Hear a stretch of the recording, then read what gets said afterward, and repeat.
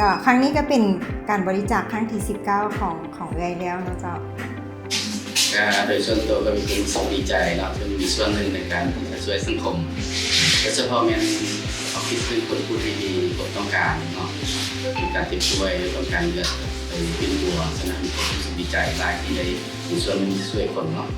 จะเป็นการที่เฮาซอยชีวิตเพื่อนมนุษย์น้ำกันที่เพิ่นต้องการเลือดนะเจ้าเธอนี่ก็เป็นครั้งแรกเนาะในการบริจาคเลือดกะรู้สึกตื่นเต้นอยู่แต่ว่า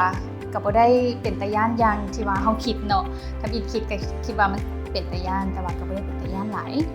ผลประโยชน์เนาะของการบริจาคเลือดแล้วก็ข้อดีเนาะ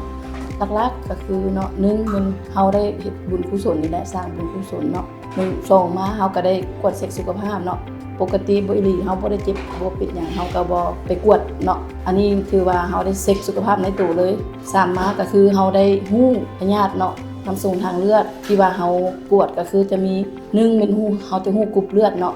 ว่าเฮาเป็นเลือดหมวดใดเนาะผู้ที่ว่าบ่เคยบริจาคเฮาก็จะฮู้กับที่เลยในมื้อนี้เนาะ2มาเฮาก็จะฮู้ว่าพยาธิน้ำส่งทางเลือดก็คือ